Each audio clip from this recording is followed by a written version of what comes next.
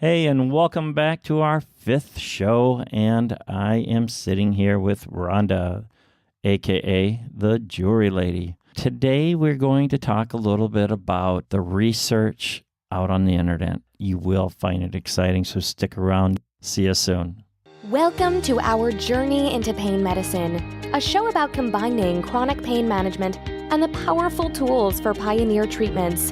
This is the Drowning in Pain podcast show, the latest news in pain care and magnetic therapy for the health-minded person. Now, here are your hosts, John and the Jewelry Lady. And like I said at the very beginning, you did not know that today you are going to school. I'm sitting next to my beautiful bride, Rhonda. The Jewelry Lady. The Jewelry Lady. And you're hearing me stutter, and I'll tell you why I'm stuttering. When we go out and do jewelry shows, because we sell magnetic jewelry, a lot of people ask us, does it really work? What's out there on the internet? A lot of questions, and you kind of know, Rhonda, don't you? Yeah, and then they say, they ask. So how does it work? Tell me how this works. So we decided that we're going to do a show today on what is out on the internet. And I'm going to leave you all the references at the end of this podcast at the very bottom. So go ahead and take a look and you can link right into them. But I guess we should get started, don't you think? I think we should. Okay. So the very first one that we're going to look at, a website actually by the U.S. government. It's called the U.S. National Library of Medicine, the National Institute of Health. What I found was a study on the bracelets, on using for like hip, knee pain. And what they did is they took 194 men and women, and they were probably about the age of, I think 45 to 80 years old. Yep, dealing with arthritis of the hip and knee. And what they did is they spent probably about 12 weeks in this study. They found evidence at the end of it that it actually had some beneficial effects of the magnetic wrist bracelets that was directly on the hip and the knee. Isn't that's from what I remember of the study. They found some beneficial effects of hip and knee pain, that it was beneficial for those who wore it. And they did a double-blind study with half of the group wearing non-magnetic and the other half wearing magnetic. Of the 194, gosh, I can't remember how many of the 194, if they had them split exactly in half, but they did find a significant improvement in the half with the magnetic bracelet. Yes. Again, I'm going to be correcting my wife here. Oh, no. No, I can feel it. It's going to hurt, in the first episode, I mentioned that she's sitting on a rubber ball. And the reason she sits on the rubber ball because she lives with severe back pain. And that's kind of how we got into this. But the problem is every time she adjusts her body on the chair, oh God, it sounded like she had passed gas. Well, again today, I'm looking at her and I keep hearing a click. And you might hear that click. And we need to applaud her because, first of all, that click that she keeps banging on her desk. What is that, Rhonda? That's my magnetic bracelet. It's almost like a fidget spinner. It is. You know, because you can play with a magnetic clasp on it, and it helps with fidgeting too. It's got a dual purpose. So if you hear the clicking, again, that is the Jewelry Lady fidgeting her bracelet. Yes. So, but indeed, she does wear her bracelet. So do I. But I just wanted to know if you hear a click, that is what is going on. It is not your car and the radio. Next show, we're going to go over your issues. It's not your cell phone. It's the Jewelry Lady. Okay, let's move on. Okay. The next one, I have to say, as we were going through the internet, and I hope you as a consumer, go out and just not take our word for it, but look at those links. I'm not linking anything to you that is, I don't want to say this, but fake news. I know we're so tired of it, but you know what? It has become so part of our language in the last year. It's going to be one of the new words. Every year they have the new words in the dictionary. And that's going to be And I bet you that is going to make 2017. That's going to be one of the new words in the American dictionary, fake news. And I used to have a word for that, on something that wasn't real. And now I've got, fake news. But so I apologize to any of you that actually hate that word, because I do too. Like I said, I couldn't believe I was using it. That's what we're not going to post. So anything that you see or hear from us today, except one thing, and you'll hear me talk about it, is all going to be from major universities, real universities, and also from the U.S. government. So the next one is actually... We're going to talk about, you always hear studies when they do double-blind studies, and they always talk about the placebo effect. Yes. Well, the placebo effect, what is it, and how do you measure it when it comes to magnetic bracelets? The placebo effect is easy when you're talking about medications, because you can do the placebo effect. You have your regular medication, and then the other half of the study is done with a sugar pill. No big deal. You can't tell the difference, can you? You have your magnetic bracelet, and you have your non-magnetic bracelet.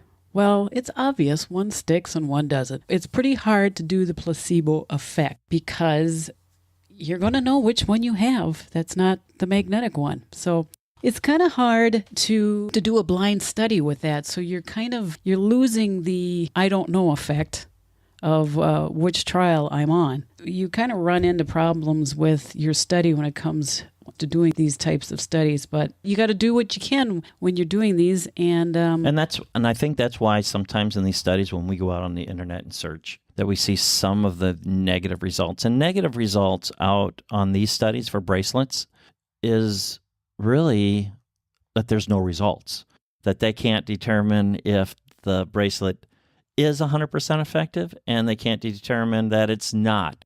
It's just like anytime you do research on any medication that you might be on. There are some of those medications that they do a study, and they'll do a blind study. Some of those medications work on people, some don't. From what I read and understand, there needs to be more research. I want to trying to show you the positive results, and then you can determine if the product works for you or not, correct?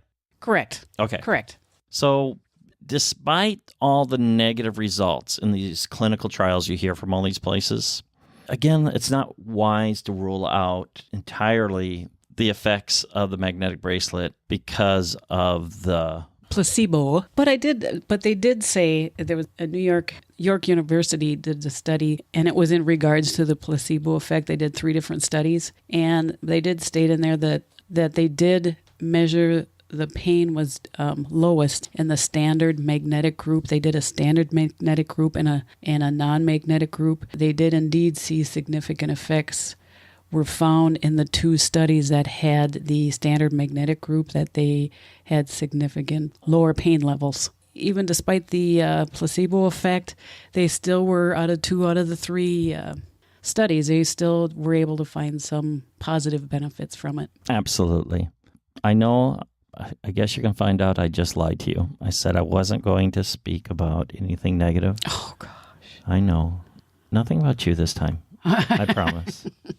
Okay. There are 2 websites, and it seems like they're in a battle, because every time I do research on this, these 2 websites come up, and I think they kind of go back and forth. So I'm going to mention it. Okay. Tell us. Tell us. All right. The first one is actually a company called Alliance for Natural Health, and it's a website that's about natural things like oils, magnetic therapy, the things that are not traditionally done in a clinical setting, correct? Correct. And so they have been writing articles about a gentleman called Stephen Barrett. Now, I don't know Stephen Barrett. I have nothing against Stephen Barrett. I'm just reporting what is recorded out on the internet. And anything I have to say, I'm not going to ad-lib. I'm just going to state exactly what these 2 individuals are saying. The first one is Stephen Barrett, among other associates, states that he is a licensed psychologist, that, from what I understand, he has been on CNN and the Today Show talking about how magnetic therapy is a fraud, it doesn't work.